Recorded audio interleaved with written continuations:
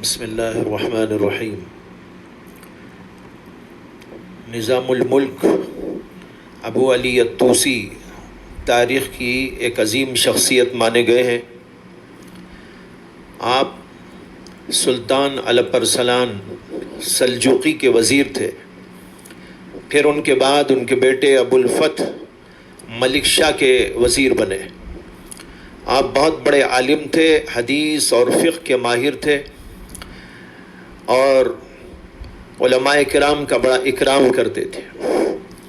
ان کے بارے میں تاریخ کی شہادت ہے کہ بیت المقدس سے لے کر پورے شام کے علاقے تک کوئی عالم، کوئی فاضل، کوئی شیخ، کوئی استاد، کوئی عابد و زاہد، کوئی طالب علم اور مرید ایسا نہیں تھا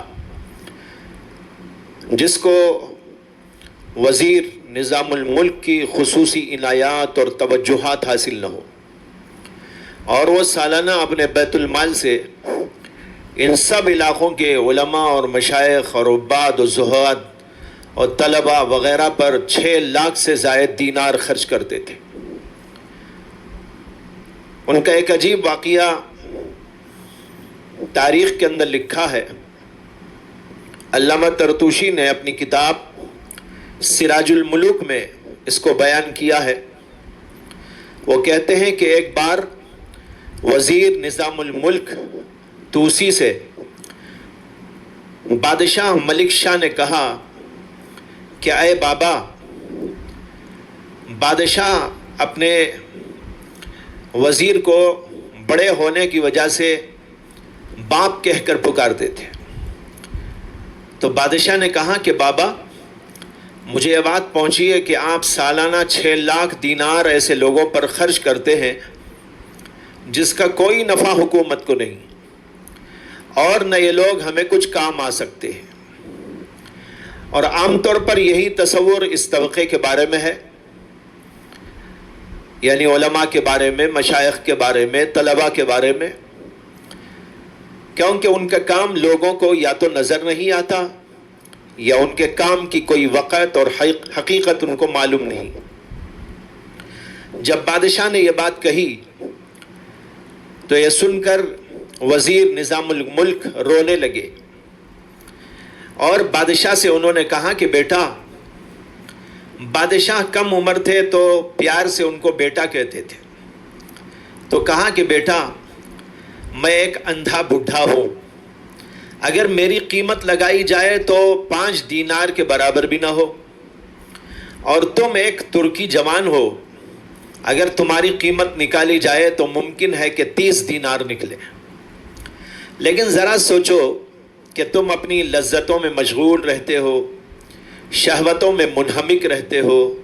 اور اللہ کے دربار میں تمہاری نیکیوں کے بجائے تمہارے گناہ اور معاصی ہی زیادہ سے زیادہ جاتے ہیں،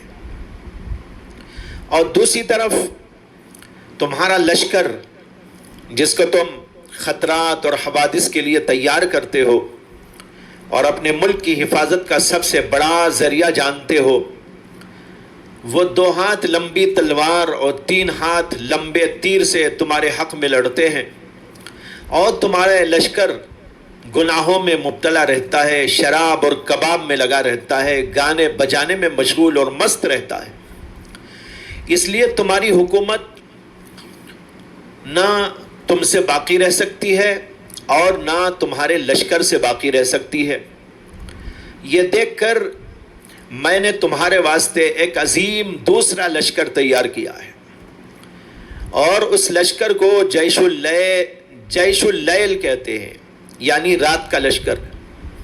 وہ تمہارے کام آئے گا، میں نے اس کو تمہارے لیے تیار کر رکھا ہے۔ پھر کہا، جانتے ہو کہ رات کا وہ لشکر کیا ہے؟ جب تمہارے سارے لشکری سو جاتے ہیں تو یہ رات کا لشکر اپنے قدموں کے بل اللہ کے سامنے کھڑا ہوتا ہے، اور اپنی آنکھوں سے آنسو جاری کرتا ہے، اور اپنی زبانوں سے اللہ کی حمد و ثنا کرتا ہے، اور اللہ کے حضور دعائیں کرتا ہے، اور اپنے ہاتھ اللہ کے سامنے اٹھا کر تمہارے حق میں، تمہارے لشکریوں کے حق میں دعائیں کرتا ہے۔ لہذا تم اور تمہارے لشکری انہی کی حمایت میں جیتے ہو، اور ان کی دعاؤں کے صدقے میں رات گزارتے ہو، اور انہی کی برکات کے طفیل بارش اور رزق پاتے ہو، اور انہی سے تمہارے لیے فتوحات ہوتی ہیں، اور تمہاری حکومت انہی سے برقرار رہتی ہے۔ یہی وہ لشکر ہے جس کو تم فضول اور بیکار سمجھتے ہو۔ نظام الملک کی یہ تقریر دل پذیر سن کر بادشاہ ملک شاہ رونے لگا اور معذرت کی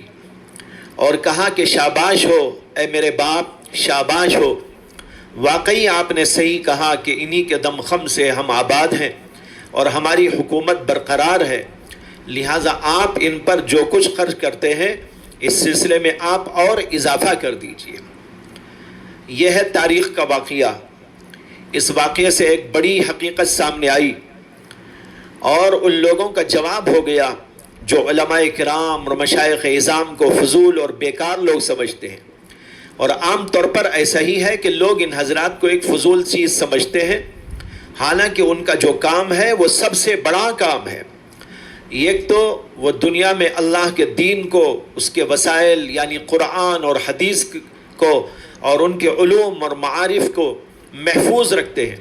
اور ان کو زندہ رکھتے ہیں، اور یہ معلوم ہے کہ جب تک دنیا میں قرآن و حدیث اور دینی نظام جاری رہے گا اس وقت تک یہ دنیاوی نظام بھی برقرار رہے گا، اور جب یہ سب ختم ہو جائے گا تو اللہ تعالیٰ اس دنیا ہی کو ختم کر دیں گے۔ دوسرے حضرات اپنی روحانی قوت اور طاقت سے اور اپنی ایمانی قوت اور طاقت سے دنیاوی نظام کو قوت پہنچاتے ہیں، اور یہ حضرات اپنے ایمان سے، اعمال سے اور اپنے اذکار اور دعاؤں سے اور اپنے تعلق مع اللہ کے ذریعے سے دنیا والوں کی بھلائی کا، اللہ کی رحمتوں کے نازل ہونے کا سبب اور ذریعہ بنتے ہیں، لیکن ان کا یہ کام عام طور پر لوگوں کو نظر نہیں آتا، اس لیے وہ اس کو فضول سمجھتے ہیں۔ نظام الملک طوسی رحمۃ اللہ علیہ نے، جو خود بہت بڑے عالم ہونے کے ساتھ اپنے دور کے سیاسی مبصر اور سیاسی مدبر تھے اور ایک بڑی حکومت میں ایک طویل زمانے تک وزیر بھی رہے، انہوں نے اس واقعے سے یہی بات دنیا والوں کو سمجھائی ہے۔ اس سلسلے میں حدیث بھی وارد ہے، امام نسائی روایت کرتے ہیں کہ رسول اللہ صلی اللہ علیہ وسلم نے فرمایا انما نصر اللہ هذه الامة بضعیفها بدعوتهم وصلاتهم واخلاصهم۔ اللہ تعالیٰ اس امت کی نصرت اور مدد اس کے ضعیف اور کمزور لوگوں کے ذریعے فرماتے ہیں، ان کی دعاؤں، ان کی نمازوں اور ان کے اخلاص کی وجہ سے۔ محترم حضرات، نہ معلوم کتنے اللہ کے لاڈیلے بندے